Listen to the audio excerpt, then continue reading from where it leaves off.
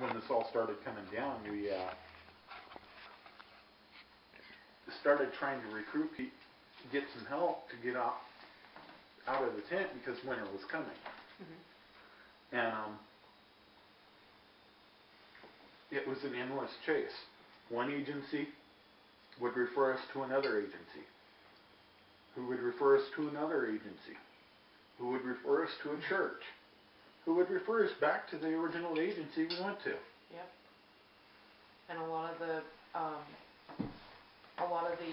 agencies that he's referring to, this thing called 211, I don't know if everybody's ever heard of it. They call it 211 info. And 211, a lot of the places, it's not their fault, but a lot of the places that you call 211, the list is outdated. You call up the people that they tell you to call. Oh, we don't have funding right now, or we no longer do that.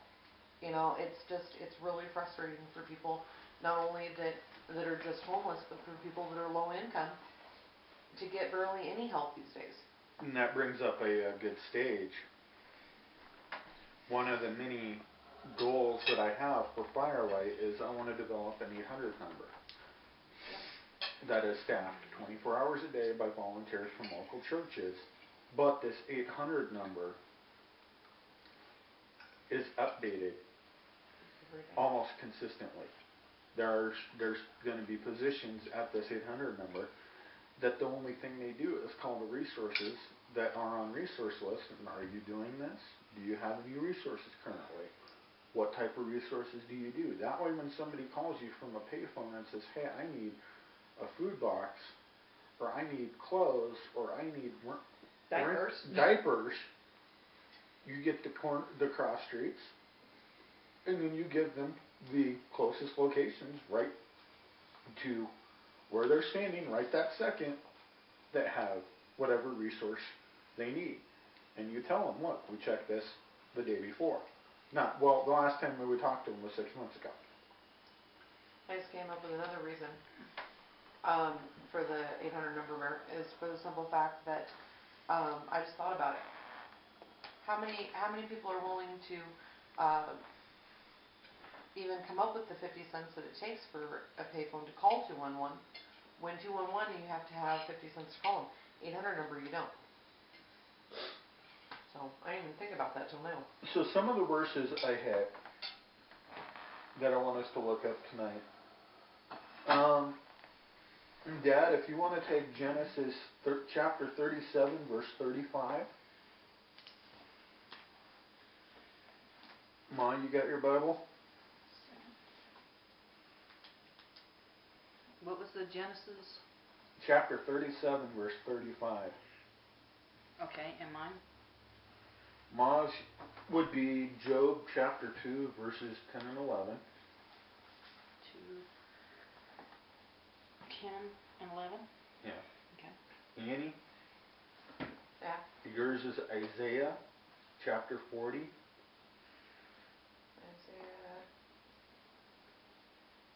40. Okay. Verses 1 and 2. 2. And mine will be Isaiah chapter 51 and verse 12. What was that? I didn't catch that. Mine's Isaiah chapter 51 verse 12.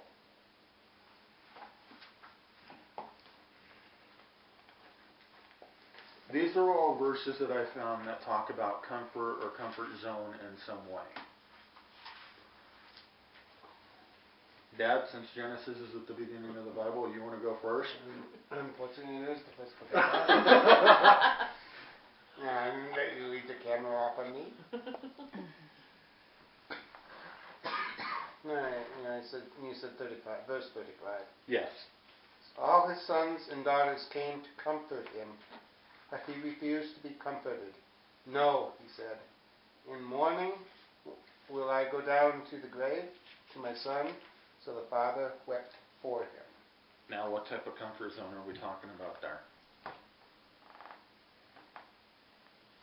To me, there's a couple in there. The kids are coming out of their sheltered existence to me to go and ask Dad, and Dad needs to from actually to me is he wants them to say no. He does not want their help. Right. But that to me is thinks he can do it for him by himself. He's actually not reaching out for the help. Right, and I have to agree with you there because a lot of the times, Firelight, people that need Firelight Ministries, they either don't want to reach out for the help because they're so tired of the runaround, or they just don't know where to reach out to. I mean, if it wasn't for you guys, Annie and I'd probably be on the streets right now. Either that or dealing with a psychotic landmark, because we wouldn't have known who else to turn to. Okay, and I want to say, it says in morning, it's not talking about the daytime, it is talking about grief. Yeah. Yeah, I just not knowing. Right, but you hit the nail on the head there to where the kids are the ones that are trying to comfort their dad, coming out of their sheltered existence to comfort their dad, because their dad's in mourning. But like I said, but he refused. He refused their help because he thinks he can handle it. But then he goes to the grave and weeps. And what do we call that? Grief. And being stubborn. I have no recollection of what that word is. Ma, Job chapter 2, verse 10 and 11.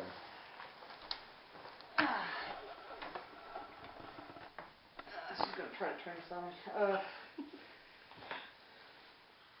Hast thou not put a hedge about him and his house and all that he has on every side? Thou hast blessed the work of his hands, and his possessions have increased in the land. But put forth thy hand now, and touch all that he has, and he will curse thee to thy face. So, okay, anybody that has an NIV and not a King James. Okay. Job chapter 2, verses 10 and 11. No offense against King James, it's just You that mean these... NLV, not NIV. It's NLT. revised, this is Revised Standard Version. Yeah, we have NLT. Okay. I have I the Bible. mean, what? Job 10 and 11 is All right, I already I don't know confused where her. Job is, so. It's just before around It's Psalms. right after Esther. I'm still learning my books. Before Psalms. Before Psalms? Before Psalms, like just before Psalms. This is what I've got, and I use the NLT. It says, but Job replied, you talk like a foolish woman. Should we accept only good things from the hand of God and never anything bad? And so in all this, Job said nothing wrong. When 3 of Job's friends heard of the tragedy he had suffered, they got together and traveled to their homes to comfort and console him. Their names were Eric the temperament, Bill the Shittite, and Zophar the Namorite. And for the record, these aren't the exact names, but they start with the same letter. So, what do you think about that, Mom? What did you get out of that? Well,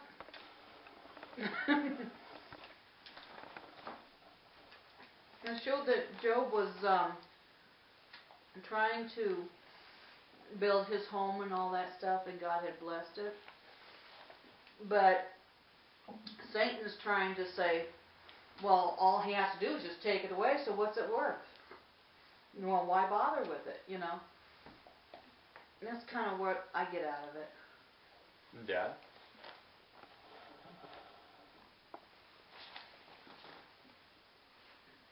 No, I don't have anything on it. Ann? Not much, sorry. What I got out of that was